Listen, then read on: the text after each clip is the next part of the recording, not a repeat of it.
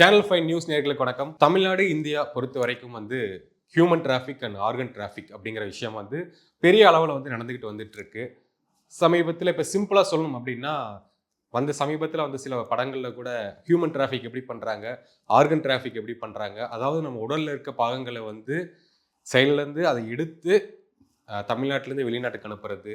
இங்கே ஒரு பணக்காரங்களுக்கு அந்த செயலி தேவைப்படும். அதனால இங்கிருந்து அனுப்புவாங்க. அதுக்கான ஒரு அமௌண்ட் கொடுப்பாங்க புரோக்கர் கிட்ட. புரோக்கர் ஒரு 10 லட்ச ரூபாய் வாங்குறாரு அப்படின்னா, அந்த தானம் பண்ண அவங்களுக்கு 1 லட்சம் 2 லட்சம் அப்படிங்கிறதா போய் சேரும். அந்த மாதிரியான ஒரு சம்பவம் தான் இங்கேயும் நடந்திருக்கு. கர்நாடகாவில் நடந்திருக்கு. ஒருத்தவங்க காசு இல்லை, கடன் வாங்கின கட்டண முடியல அப்படிங்கிறதுக்காக ஒரு கிட்னியை விற்கிறாங்க.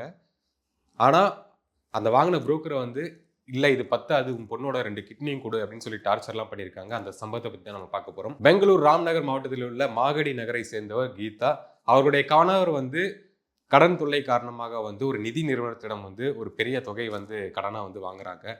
அவர் ஒரு 8 மாத காலம் அந்த தவணையை முறையாக கட்டிட்டு வந்துட்டு இருக்காரு.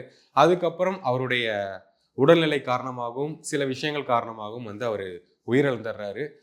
அந்த பொறுப்பு கீதா அவங்கள்ட்ட வந்தது. அவங்களுக்கு 2 மகள்கள் இருக்காங்க. அவங்க அவங்களோட முடிஞ்ச அளவு அந்த கடன் தொகையும் கட்டிட்டு இருக்காங்க. அதையும் தாண்டி பெண்களை குழந்தைகளை படிக்கவும் வைக்கிறாங்க. அவங்களுடைய வருங்கால சேமிப்பு திட்டமும் இருக்கு. சாப்பாடு, செலவு இந்த மாதிரி எல்லா விஷயங்களையுமே கீதா அவர்கள் பார்த்துட்டு வந்துட்டு இருக்காங்க.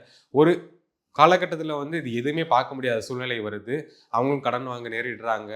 இல்லை ஒரு பக்கம் கடன் கேட்கணுமா அப்படிங்கிற சில விஷயம்லாம் வரும்போது, சரி நம்ம ஒரு ஹெல்ப் கேட்போம், யாராச்சிட்ட கடன் கேட்போம் அப்படின்ட்டு மஞ்சுண்ணா அப்படின்னு சொல்கிறவர்கிட்ட அவர் அவருடைய ஃப்ரெண்ட் அண்ட் அவருடைய ஒரு அண்ணன் மாதிரின்னு வச்சுக்கோங்க.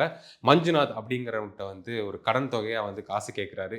இந்த மாதிரி என் ஹஸ்பண்ட் ஒரு ஃபினான்சியர்கிட்ட காசு வாங்கியிருந்தார், அதை நான் திருப்பி கட்டணும், நீங்கள் காசு இருந்தால் கொடுங்க அப்படிங்கும்போது அவர் ஒரு ஐடியா கொடுக்குறாரு. என்கிட்ட காசுலாம் இல்லை, ஆனால் நீங்கள் ஒரு கிட்னியை வித்துட்டீங்கன்னா அதில் பெரிய தொகை வரும், அதில் நான் வாங்கி உங்களுக்கு தரேன், உங்கள் கடன் தொல்லை எல்லாமே முடிஞ்சிடும்.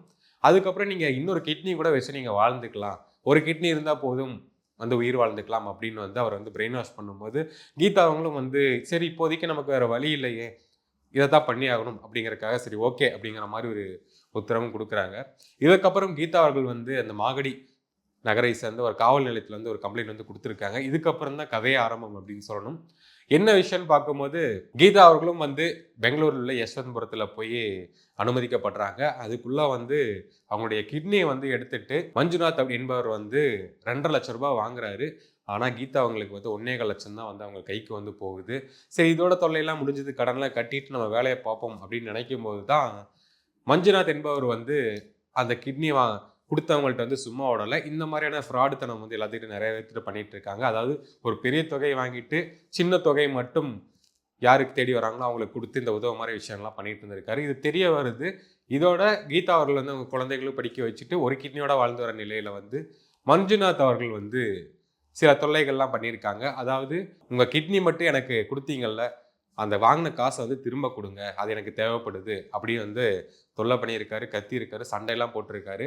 இந்த காசு எனக்கு கொடுக்குறதுக்கெல்லாம் வழி இல்லை, நான் தான் கிட்னி கொடுத்துட்டேனே, எதுக்கு காசு திரும்ப கேட்குறீங்க அப்படின்னு கீதா அவர்கள் வாதம் பண்ணும்போது அதெல்லாம் தெரியாது, எனக்கு காசு வேணும், என்ன பண்ணுவீங்களோ தெரியாது அப்படிங்கும்போது எதுவுமே கிடையாதுன்னு சொல்லும்போது சரி ஓகே உங்களுக்கு 2 பொண்ணுங்க இருக்காங்கல்ல, 2 பெண்கள்கிட்ட இருந்தும் கிட்னியெல்லாம் எடுத்து கொடுங்க, நான் விற்று காசாக்கிக்கிறேன் அப்படின்னு தொடர்ந்து தொல்லைகளை கொடுத்துட்டு வந்துட்டு இருக்காரு. இதை அறிஞ்சா காவல்துறை அவர்கள் இவன் மேலே ஒரு வழக்கு போட்டிருக்காங்க. இதே மாதிரி மஞ்சுநாத் அவர்களும் ஒரு 52 வயதான ஒரு பெண்ணிடமும் உங்கள் சிறுநீரகம் வேணும், இது கொடுத்தீங்கன்னா உங்கள் லைஃப்பை செட்டில் பண்ணிடுவேன், ஒரு அமௌண்ட் வாங்கி கொடுப்பேன் அப்படிங்கிற பிரச்சனைகள் தொடர்ந்து பண்ணிக்கிட்டு இருக்காங்க. ஸோ என்ன சொல்ல வரும் அப்படின்னா, ஒரு கிட்னி இருந்தால் போதும் வாழ்ந்துடலாம் அப்படிங்கிற எண்ணம் கொண்டவர்களாக இருந்தீங்க அப்படின்னா அது ஒரு சில காலங்கள் தான்.